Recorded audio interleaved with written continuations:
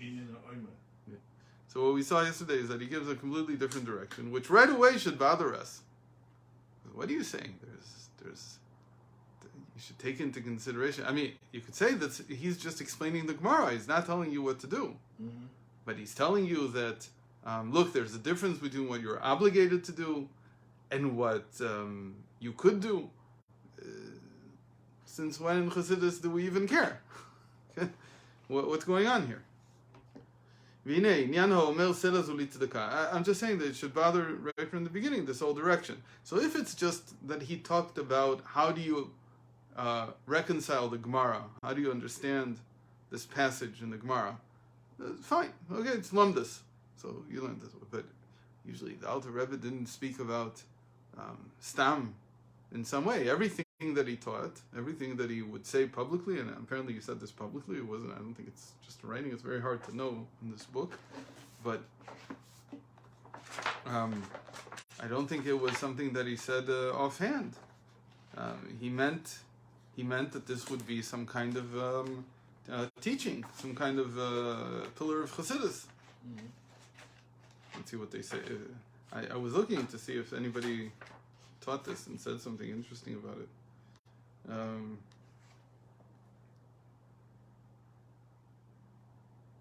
This is from the last 2 years. It's not clear where this is from, but it's from probably the last year of his life. Dafko Fine Base, 1812. Okay, let's continue and see if we can figure out what he wants. והנה עניין האומר סלע זו לצדקה. על כל כך שהוא על צורך ההרחבה של העניים יותר מכפי צורכן. So he says, so now, apart from what you were obligated and they collected like taxes from you for tzedakah, there's also, the Gemara now is saying, and somebody comes and beyond what he needs to give, he says, I'm going to give this coin to tzedakah. It's not what he's obligated to give, it's beyond that. So he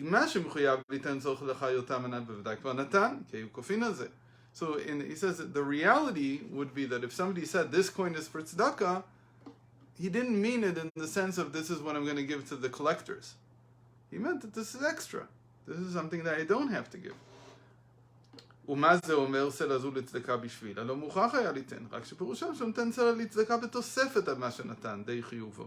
So it's above and beyond what he has to do in order to fulfill the obligation, to fulfill the mitzvah. And it's for the betterment of the poor beyond their basic sustainment, right? Beyond what they need to sustain their lives. Because it's also a mitzvah.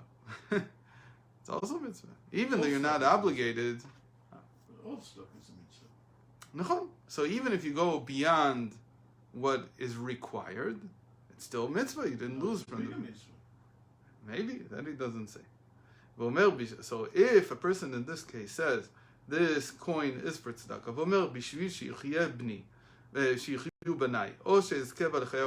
is it tzaddik גמור?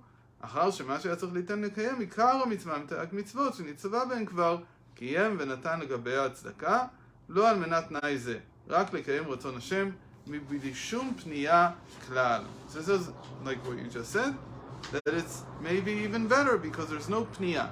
Pniya means there's no interest.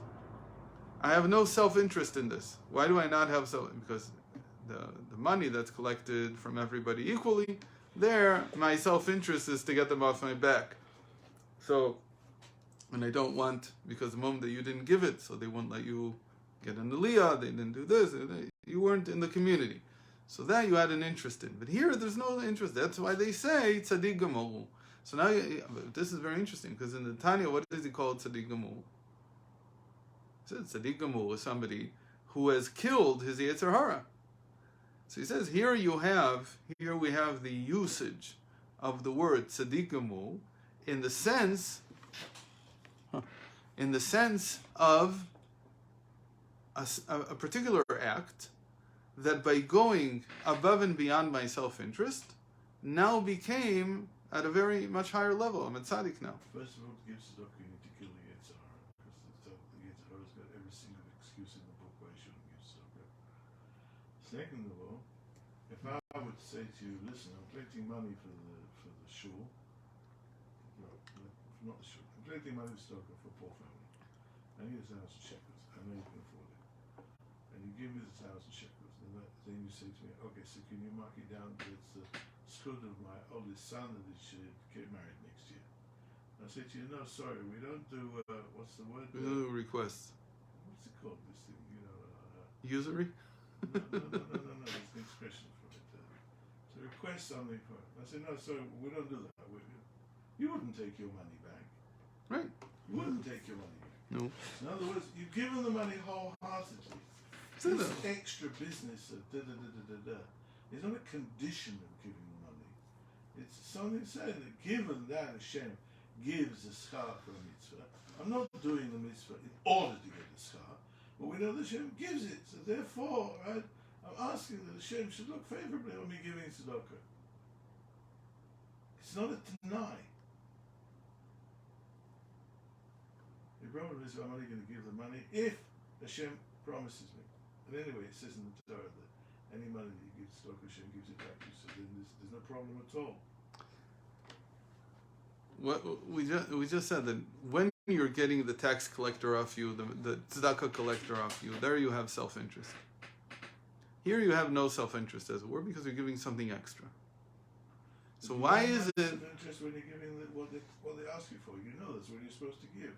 Okay, so why? What do you mean you're supposed to give? Still, even though you're supposed to give, you're also supposed to put tefillin on, okay, every day. So, or not every day.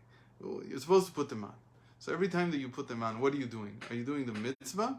Or are you getting rid of your obligation? The moment you have an obligation, the moment that there's an obligation, there's also self-interest in performing the act. You can't get away from that. So you put on the tefillin and say, I'm putting on the tefillin on the condition that Hashem's going to No conditions there. You don't put any conditions. It doesn't make any sense because it's an obligation.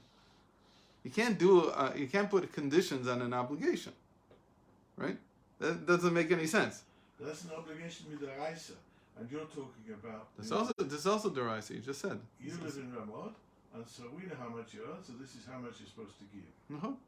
Where does that become midaraisa? That's what he said. That's the deraisa. He said this is what you need. Ikara mitzvah mitaryag mitzvot. This is the ikar of the mitzvah.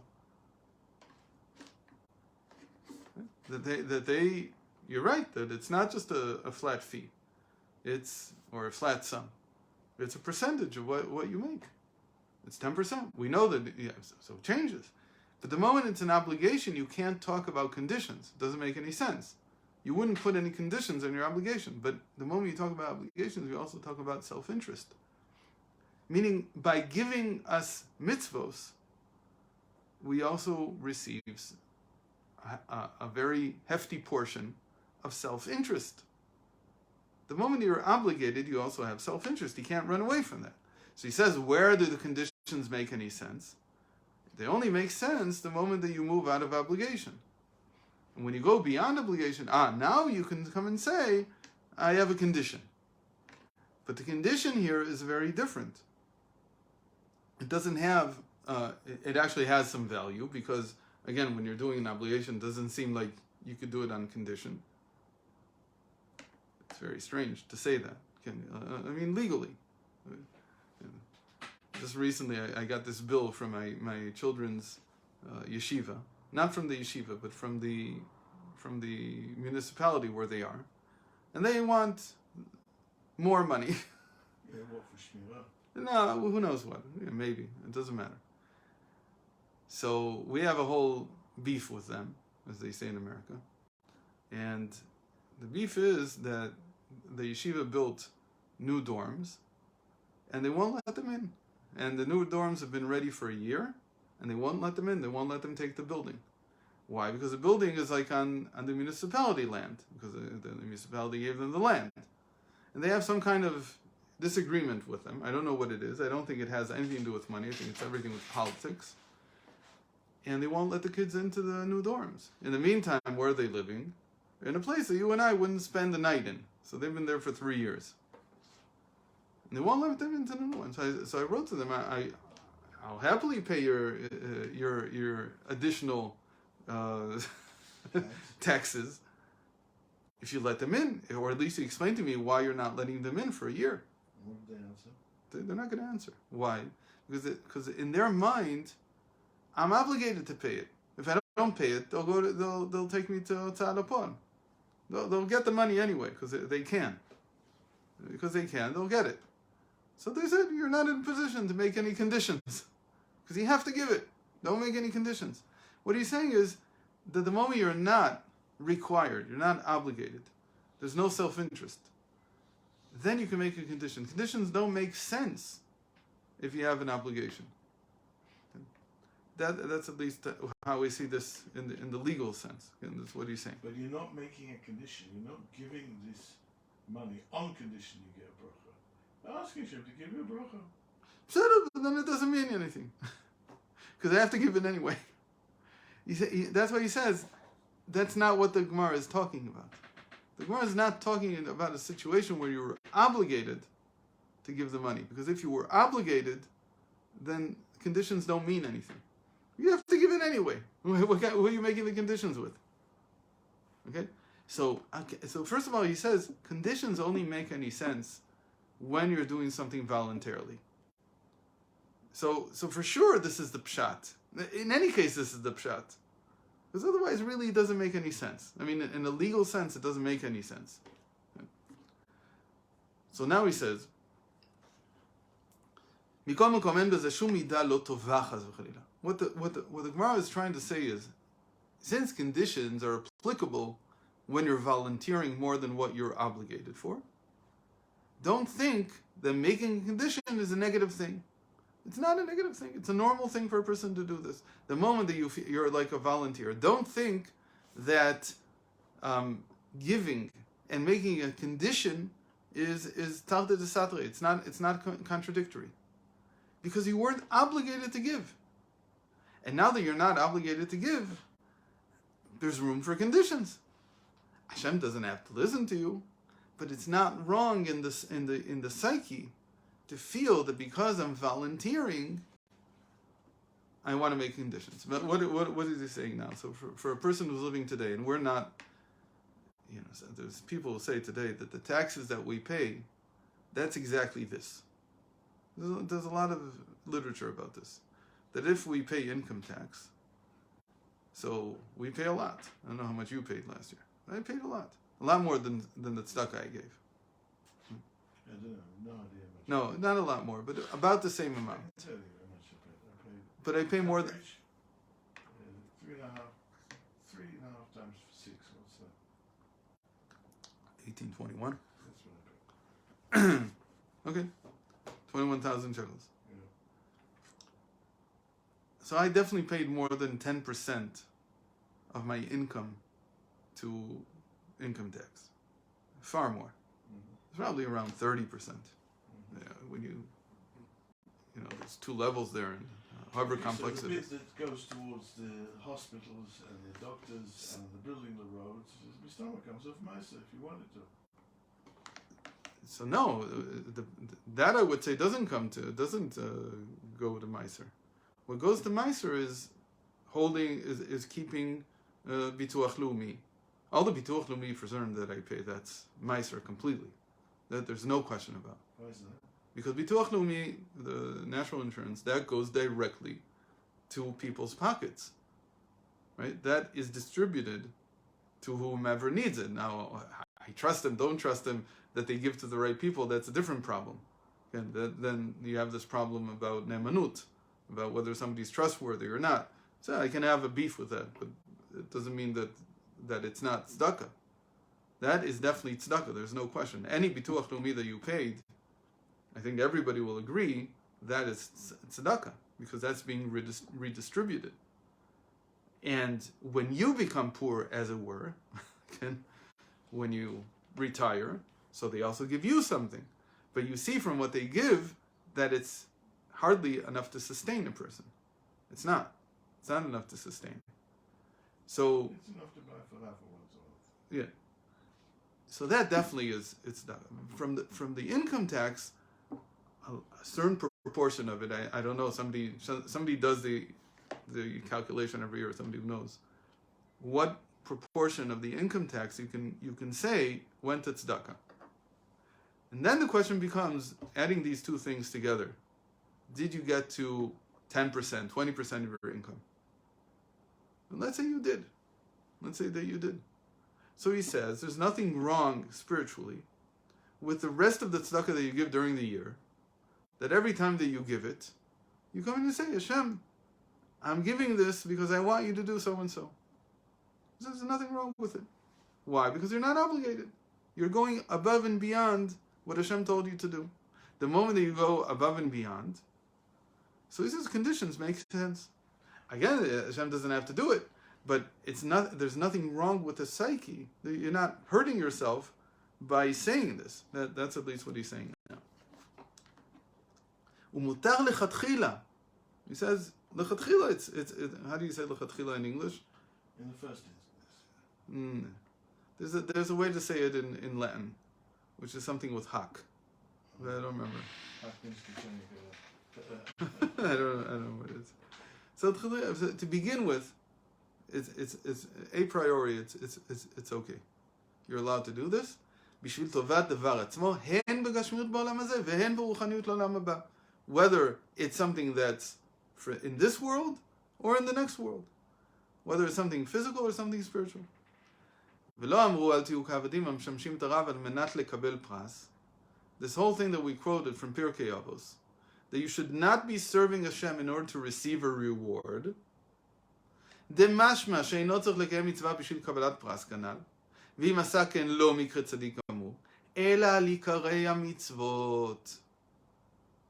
שמחויב. What they said, don't serve Hashem with the intent of receiving a reward, they meant serving Hashem to the extent of what you're obligated, but not when you go beyond your obligation. Okay? But what you're obligated there, don't expect a reward. They're obligated. The same way that somebody would come to the income tax office and say, well, where's my gift for this year? And they say, what gift? I say, I gave you my income tax. You idiot, you're obligated to give it. We don't give gifts because you did what you were obligated to do. Or somebody walks into the Ministry of Transportation and says, where's my gift for this year? And you say, why do you think you deserve a gift? Because I didn't make any traffic, I didn't break any traffic rules. This is the idiot. You're obligated. We don't give gifts for somebody who does what they're supposed to do. So that makes sense. If Hashem set up obligations, then you have to perform them, and you don't get gifts for it. Okay. כל הבא בדת יהודית, נשמע בכל השם, נשמעו מצוותיו ותורותיו. Anybody who's taking upon himself the obligation of mitzvos, so he needs to know what the obligation is. And once you perform the obligation, so there you can't, about the obligation, you can't say, I want a reward. שאותן המצוות צריך גם רק מצד כי רצון השם הוא, ונחת רוח לפניו, ולא בשביל קבלת פרס עצמו. כי אם עושם בשביל קבלת פרס עצמו, נמצא עובד את עצמו ולא את רבו. If, but in the things that you're obligated, you're expecting a reward, then it's self-interest again. And you are serving yourself, not serving God. So it says, before we talk about when you can say you want a reward, we have to talk a moment about what does it mean to be obligated. To be obligated within the limits of the mitzvah of what you are required to do, there should be no self-interest. Don't turn it into self-interest, because if you're turning it into self-interest, guess who's God? You are. You've just crowned yourself as the Eibishter. Okay? So there can't be any self-interest there. That I can't do. So if I have a problem now, because I said that even when you're obligated, you have a certain self-interest because you want to get out of the obligation. You want to finish with it. Okay? Why do some people would say, why do we daven in the morning? Because we want to get it out of the way. For most people, for a lot of people, that's what it is. It's one, people don't like to talk about it because it gets them in trouble halachically, right? But one of the reasons why the Hasidim daven late is because they don't want to feel that. I don't want to feel that it's just to get it out of the way in order to get on with my day. Just don't bother me anymore. I did what you asked. Leave me alone. So I spend 30 minutes mumbling the words, flipping the pages, doing, and now leave me alone. I don't want to hear from you till the afternoon. That's because that's what happens when you have an obligation. So you want to get it out of the way. That's how people feel. It's very hard to break that. So one of the ways that you need to, that's why the time of the davening became later and later. Because in a certain sense, you're in a battle against your self-interest, which is to get rid of it.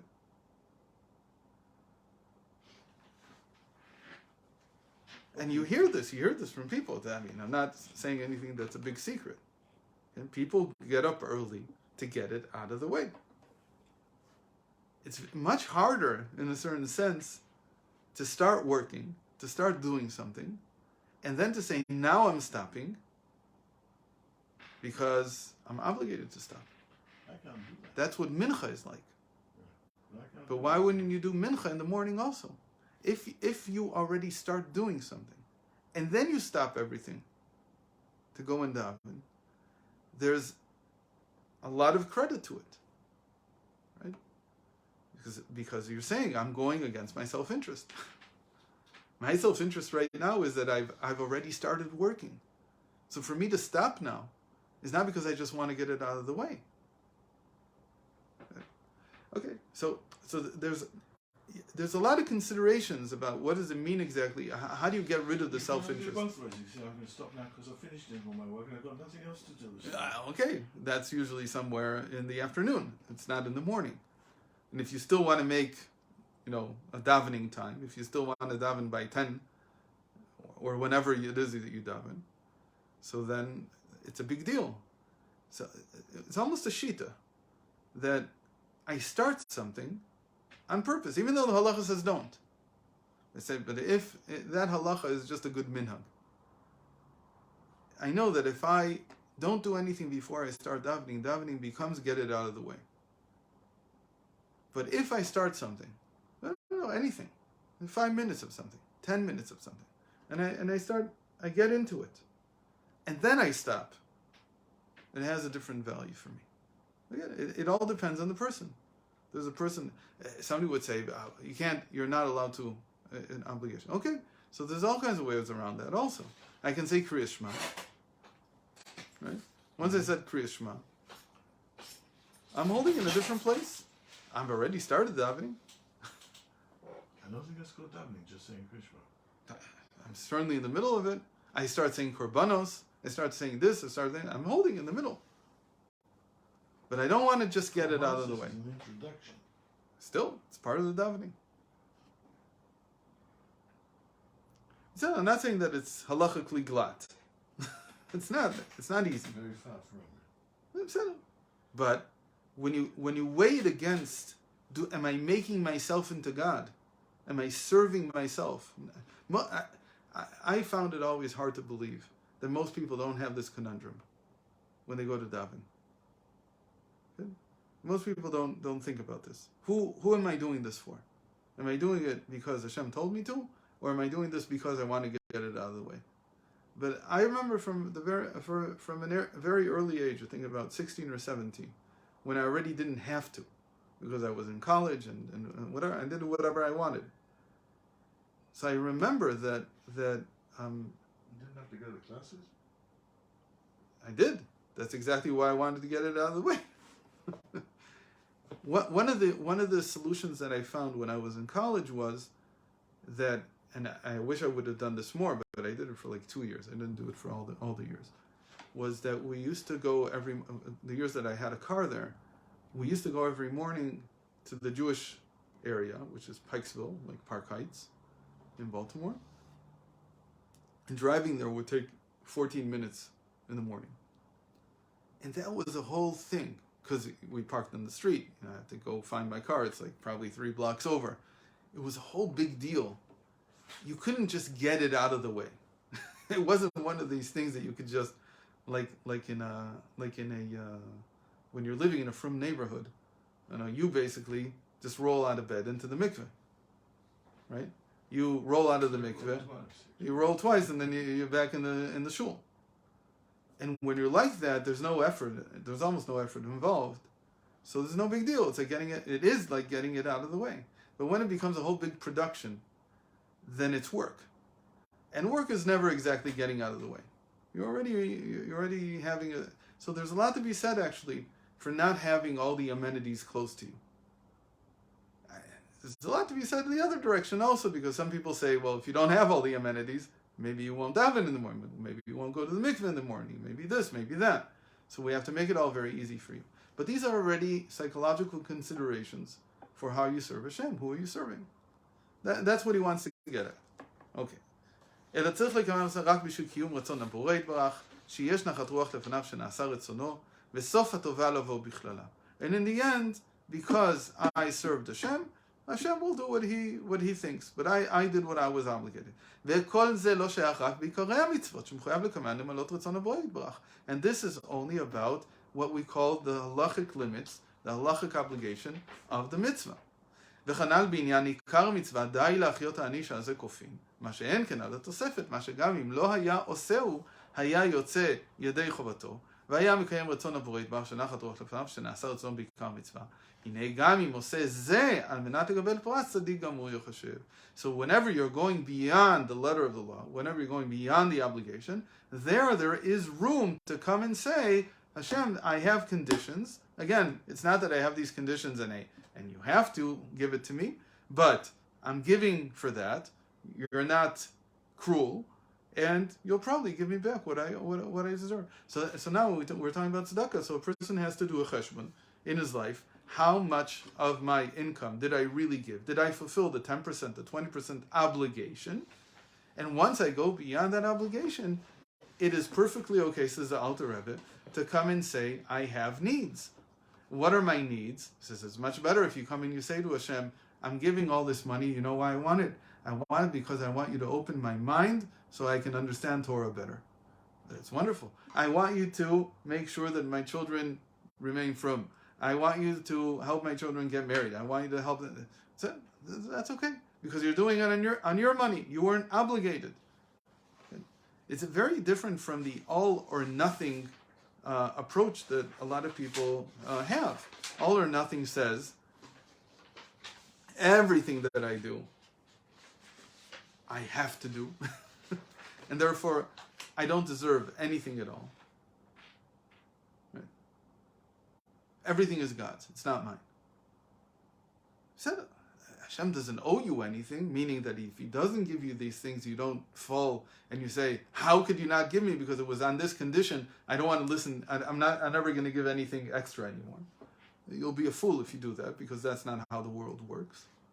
But on the other hand, you can't block off the person's need to feel that when he does extra, when he goes above and beyond the call of duty, that there should be what you would call a human aspect to it, that I'm giving and I have conditions.